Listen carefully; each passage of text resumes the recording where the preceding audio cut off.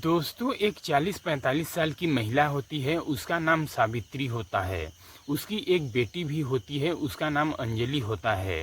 अंजलि जो कि देखने में काफ़ी सुंदर होती है। सावित्री जो है वो अपनी बेटी अंजलि की शादी कर देती है और उसकी बेटी जो है अक्सर बाहर रहा करती थी।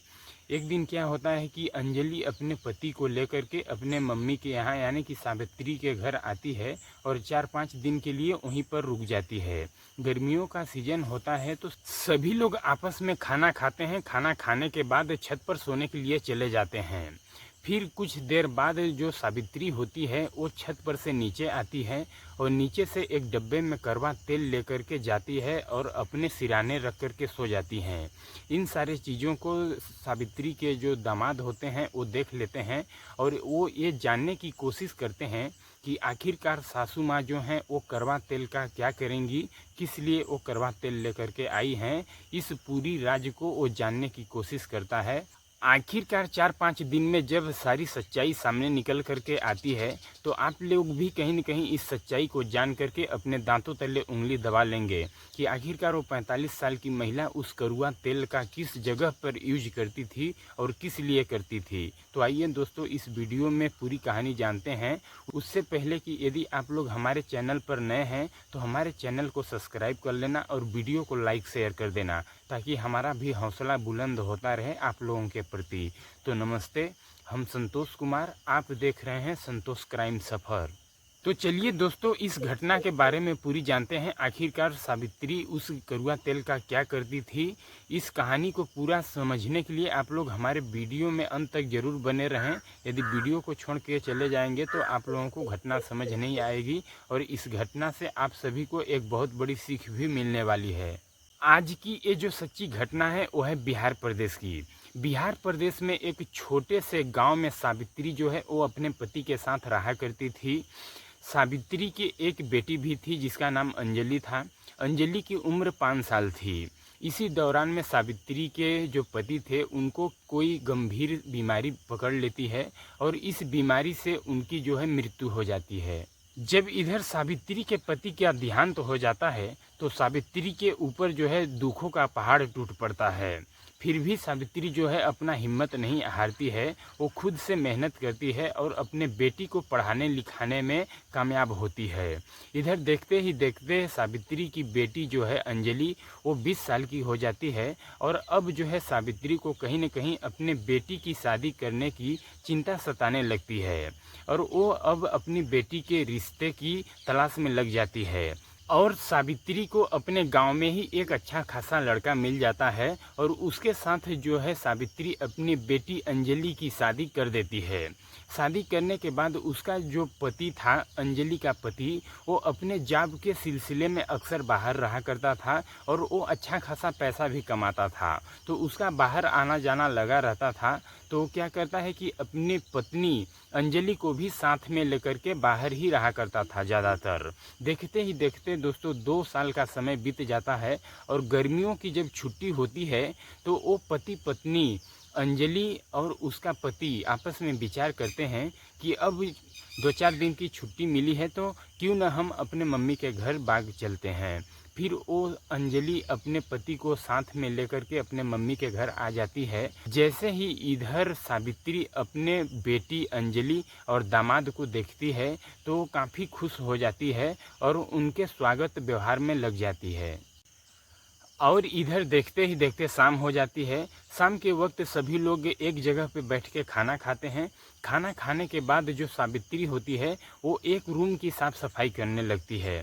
साफ़ सफाई करते समय उसका दामाद जो होता है वो देख लेता है और वो अपने सासू माँ यानी कि सावित्री से पूछता है कि माँ, इस रूम की सफाई आप क्यों कर रही हैं। तो सावित्री कहती है कि इसी रूम में हम तुम दोनों को सोने के लिए व्यवस्था कर रहे हैं।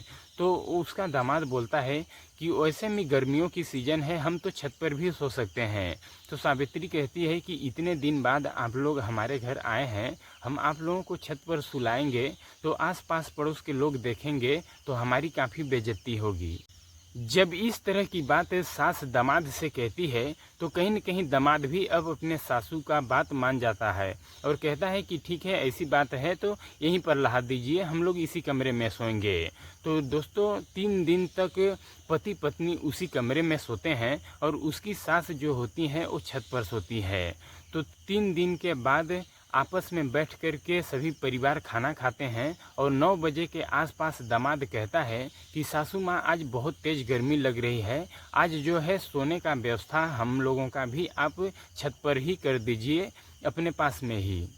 अपने दामाद के इस बात को अब कहीं न कहीं सास भी नहीं टाल पाती है और कहती है कि ठीक है, नीचे गर्मी लग रही है तो हम छत पर सोने का व्यवस्था आप लोगों का भी कर देते हैं, छत पर ही चल के सोइए।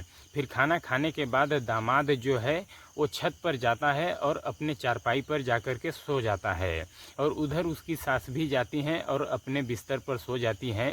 इधर 1 घंटे का समय बीतता है तो उसकी सासू माँ जो सावित्री होती है वो छत पर से नीचे आती हैं और नीचे से एक बोतल में करवा तेल लेकर के जाती हैं और अपने सिराने रख कर के सो जाती हैं। इधर रात में कुछ देर बाद सावित्री के दामाद का नींद जब खुलता है तो वो अपने सासू माँ के सिराने करवा तेल का बोतल देखता है तो वो चौंक सा जाता है, लेकिन उस बार वो नज़रअंदाज करके फिर से सो जाता है। लेकिन दूसरी रात भी उसी समय वो रात में ही अपने सासू माँ के सिराने करवा तेल का बोतल देखता है तो उसका दिमाग अब कहीं न कहीं ठनक जाता है और वो ये जानने का प्रयास करता है कि आखिरकार सासू माँ रात में इस तेल का यूज किस लिए करती हैं।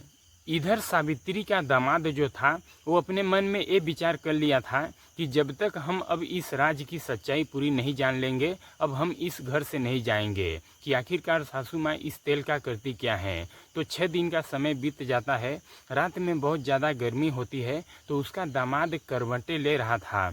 उसी वक्त उसकी सासू माँ सावित्री जो होती हैं रात में उठती हैं अपने चारपाई से और उस बोतल को अपने साथ में लेती हैं और छत से सीढ़ी के रास्ते नीचे उतरने लगती हैं और उसका दामाद इस चीज़ को देख लेता है और वो भी अपने बिस्तर से उठता है और सासू माँ की पीछा करने लगता है।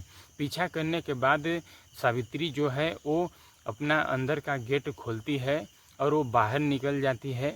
बाहर निकलने के बाद एक पेड़ के नीचे जाती हैं सुनसान जगह पर और वहाँ पर एक व्यक्ति का इंतज़ार करती हैं। फिर वहाँ पर वो व्यक्ति भी आ जाता है, उसकी सासू माँ के उम्र के लगभग 45 साल के उम्र का वो व्यक्ति भी आता है और उसका दामाद भी पीछा करते करते वहीं पर पहुँच जाता है। फिर वो उसकी सासू माँ और वो जो व्यक्ति होता है वो आपस में बातचीत करने लगते हैं।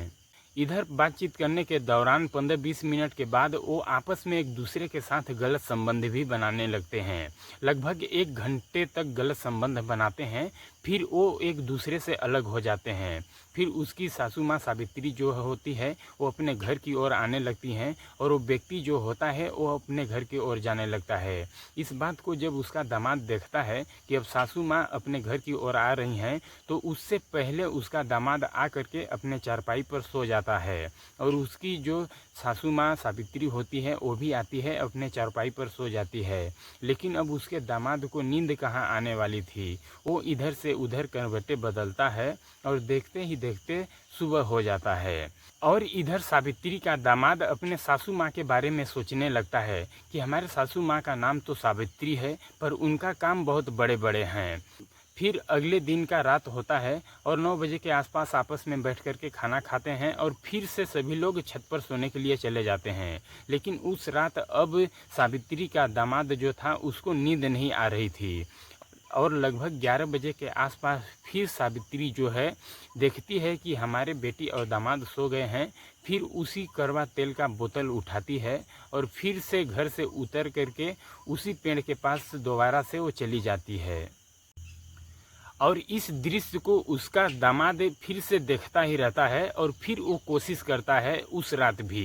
और फिर वहीं पर पहुंच जाता है। उस पेड़ से दूर ही रह कर के वो देखता है कि आखिर ये फिर क्या करते हैं। फिर से वो व्यक्ति आता है और उसके सासू माँ सावित्री से बातचीत करता है और फिर से वो गलत संबंध बनाने लगते हैं आपस में। इस रात वो लगभग 2 घंटे तक गलत संबंध बनाते हैं, बारी बारी से रुक रुक करके।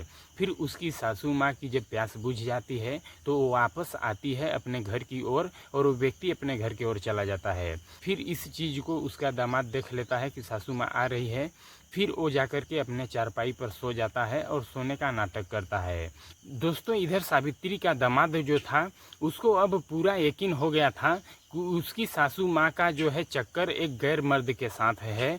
वो अपनी शरीर की प्यास बुझाने के लिए गैर मर्द के साथ जाती हैं और उसके साथ शारीरिक संबंध बना करके वो वापस आ जाती हैं। लेकिन अब तक वो ये नहीं जान पाया था कि सासू माँ जो अपने साथ करवा तेल का बोतल लेके जाती हैं, आखिरकार उस तेल का यूज कहाँ पर करती हैं। वो ये जानने का प्रयास करता है और कहता है अपने मन में कि हम इसकी सच्चाई पूरा जानकर ही रहेंगे।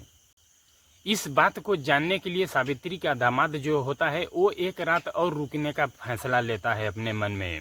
और फिर वही कहानी जो सावित्री हर रोज़ किया करती थी। रात में खाना पीना खाते हैं और खाना पीना खाने के बाद छत पर सोने के लिए चले जाते हैं। लगभग 11-12 बजे का समय बीतता है तो सावित्री अपने साथ में वही करवा तेल का बोतल लेती है और दबे पांव छत से उतर करके उसी पेड़ के पास चली जाती है और जाने के बाद उस व्यक्ति का इंतजार करती है। और वो व्यक्ति आता है, आपस में सावित्री और वो व्यक्ति बात करते हैं। फिर से वो वही गलत संबंध बनाने लगते हैं और उसका दामाद इस चीज़ को देखने के लिए वो भी पीछे पीछे जाता है और उस पेड़ से दूर पर खड़े रह करके सारी नज़ारा देखता है। और फिर वो गलत संबंध बना लेते हैं, आपस में उनकी दोनों की भूख इच्छाएं मिट जाती हैं। फिर सावित्री अपने घर की ओर आती हैं और उसका दामाद इसको देखता है कि सावित्री जो है अपने घर आ रही है तो वो वापस लौट करके मेन गेट पर जा कर के खड़ा हो जाता है और अपने सासू माँ का रास्ता रोक देता है वहाँ पर।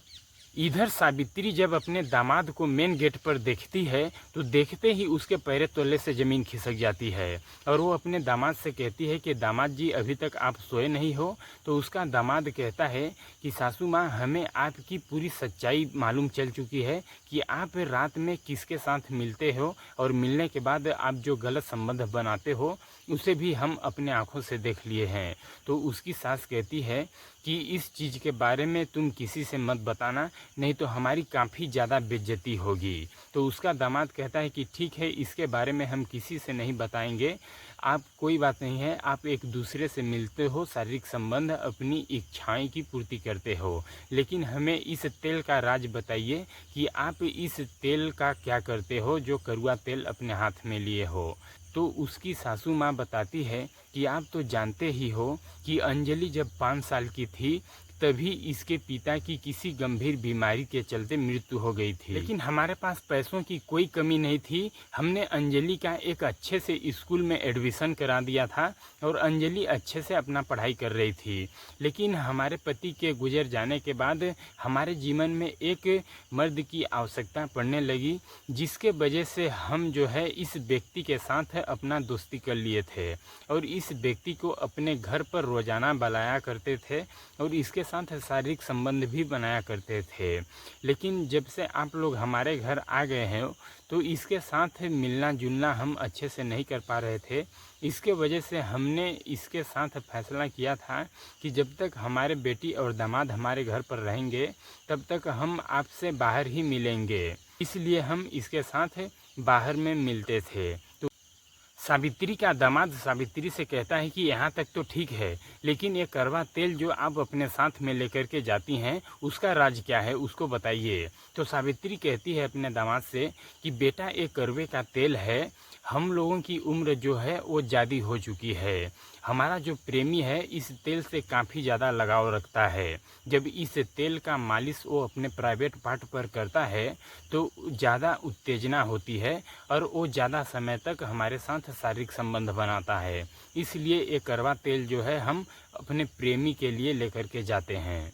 फिर सावित्री अपने दामाद से कहती है कि बेटा इस चीज़ के बारे में तुम कभी भी अंजलि से मत कहना, नहीं उसके दिल पर काफ़ी ठेस पहुंचेगी और उसे काफ़ी ज़्यादा बुरा लगेगा। फिर सावित्री का दामाद कहता है कि कोई बात नहीं है माँ, आप निश्चिंत रहिए, हम इस बात को किसी से नहीं बताएंगे, नहीं आज के बाद हम इस घर में आएंगे। फिर सावित्री का दामाद जो होता है वो अपने बिस्तर पर जाकर के सो जाता है और सावित्री भी अपने बिस्तर पर जाकर के सो जाती है। और जब सुबह होता है तो सावित्री का दामाद उठता है और अपने पत्नी अंजलि से कहता है कि तुम जल्दी से चाय नाश्ता करो और अपना सामान पैक करो, अब हम लोगों को इस घर में नहीं रहना है, जल्दी से चलना है अपने घर के लिए। फिर अंजलि जो है वो कहती है कि क्या बात है, आप क्यों इतने सुबह सुबह ही जाने के लिए कह रहे हैं। तो कहता है कोई बात नहीं है, अब काफ़ी दिन हो गया यहाँ पर रहते हुए, अब हम लोगों को अपने घर चलना चाहिए। तो दोस्तों ये रही पूरी सच्चाई। इस घटनाक्रम को सुनाने का उद्देश्य मेरा किसी को ठेस पहुंचाना, परेशान करना नहीं है, बल्कि आप लोगों को जागरूक करना है कि देश दुनिया में इस तरह की तमाम घटनाएं घट रही हैं, जिससे कि आप लोग सतर्क और सावधान रहें और आपका परिवार भी सुरक्षित रहे। दोस्तों ये वीडियो अच्छा लगा हो तो हमारे चैनल को सब्सक्राइब कर लेना और वीडियो को लाइक शेयर कर देना दोस्तों, ताकि हमारा भी हौसला बुलंद होता रहे आप लोगों के प्रति। मिलते हैं अगले वीडियो में एक और सच्चाई के साथ, तब तक के लिए जय हिंद, जय भारत।